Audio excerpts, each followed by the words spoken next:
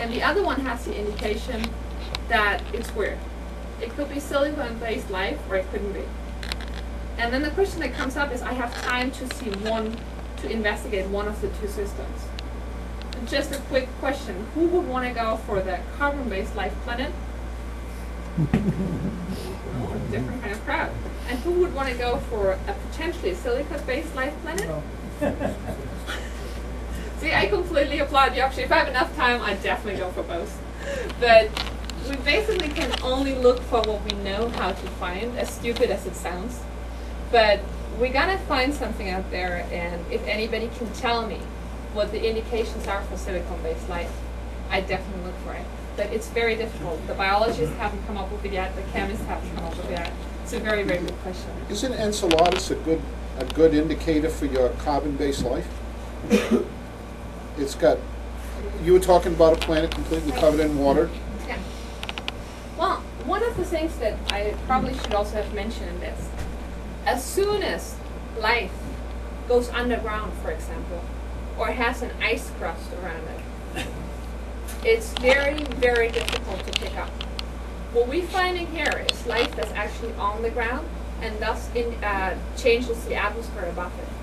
So, as far as you know, Enceladus doesn't have a big atmosphere in the first place, and we haven't found any compounds that are very interesting in its atmosphere yet. That's the short answer. It's a very interesting planet, or interesting moon, whatever. The other question, where'd all that water come from? Actually I have a friend of mine who's doing this, and he's saying, oh yeah, he knows where all the water is coming from. It's just formation, planetary formation theory, and apparently there's water everywhere. So I have no idea. No, but it would be a very interesting system, but we cannot pick up signs of life on Enceladus, and we are close by. While having this in a completely different system, there's not enough signal of anything in the atmosphere, because it's a very thin atmosphere as well. But you'll see H2O and oxygen. You'll see H2O in Enceladus, and unless you have a planet close to another star, it may be in a similar situation to Enceladus. It may be a frozen. Okay. So if we have a frozen world, the only thing that we'll be able to pick up is water in the atmosphere. What will be very, very interesting, but it will not indicate biological activity on that planet. So it will be an interesting planet, but not the first one we're going to follow. Another thing I just wanted to bring up, because it's kind of fun.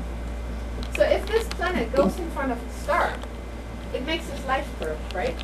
Mm-hmm. And it's very weird just to think about it. You think that all the light comes through the atmosphere, right?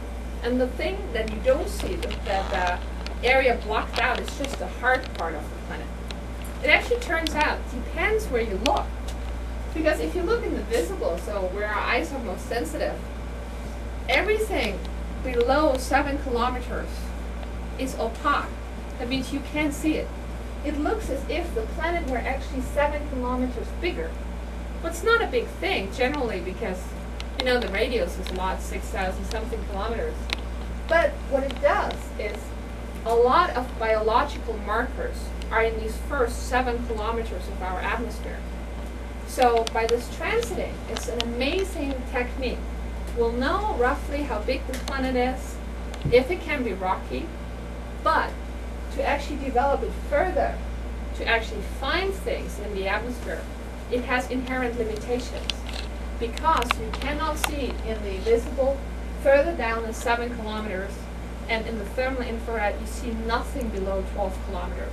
So all the interesting biological activity is going to be here hidden from view. And so go to the conclusions. Sorry, I kept you that long. No, so conclusions, and I said Christopher Columbus because I like him. Well, the habitable Earth and beyond. We went through time. We all saw that as a slush ball or a dinosaur or a takeout.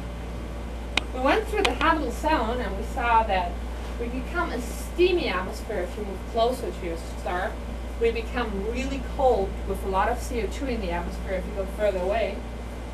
We went around different host stars, and you see that you can still pick up the spectral fingerprints and indications for life. For planets, for stars that are a bit brighter than our sun, or a bit colder than our sun. And so the next steps, as I said, big to small. I showed you a first indication for Gliese 581, where we're saying they picked the wrong planet in the first run, but luckily there's a second planet in there that could be potentially habitable. Cold to hot. So what happened when we were in the ice age? How did our planet look like then? Dry to wet, so you have no continents anymore. It's really difficult to figure out how much clouds you would have if there's no continents. And what we're doing basically is we're creating a map. We see the street. That's the NASA ESA program to actually go out there to find these planets with the terrestrial planet finder, with Kepler. We fill in the blank spots on the road map at least. We create a map. And we try to rate the vacation spots, like a Sagan rating. Not that good so far because we rated Gliese 581C and D wrong, so we thought the inner one was habitable and the outer one apparently is. And we basically explore, and we want to find our paths in unexplored territories. I think there's really exciting times ahead, and I just put this movie in again because I love it. It's basically us moving away from our own planet. And thank you very much for your attention.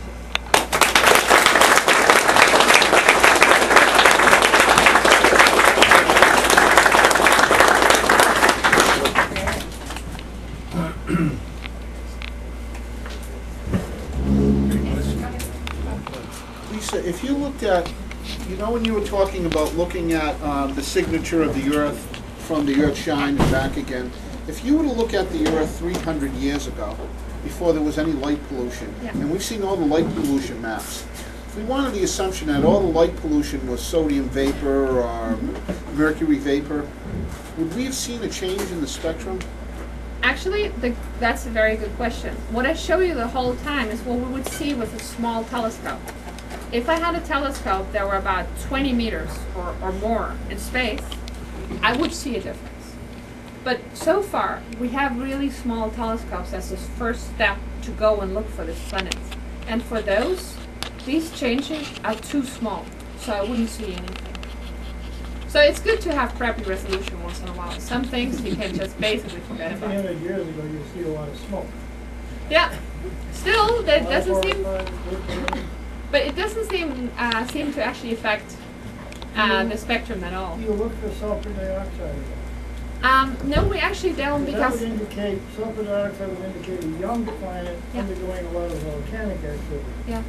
That would put back Yeah. about halfway back to our system study. What do you see? The features I actually showed you are features that are very saturated. There's a lot of it in the atmosphere. Thus, we can pick it up with a small telescope because we need a big signature to pick it up. So sulfur dioxide, the problem I have is that it's not enough there that I could actually easily pick up a signature. This is why I'm not looking for it. Again, if I had a huge telescope out in space, I could be looking for it. But I only have a 3-meter telescope roughly in space, so I can't. No, but it's a very good question.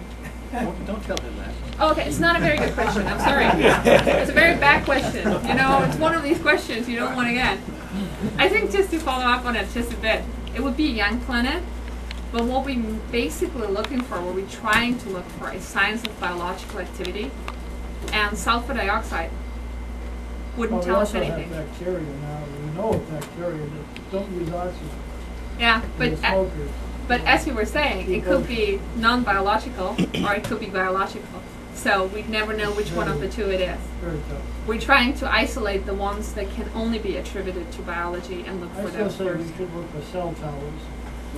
Good thinking! That's not a sign of intelligence, unfortunately.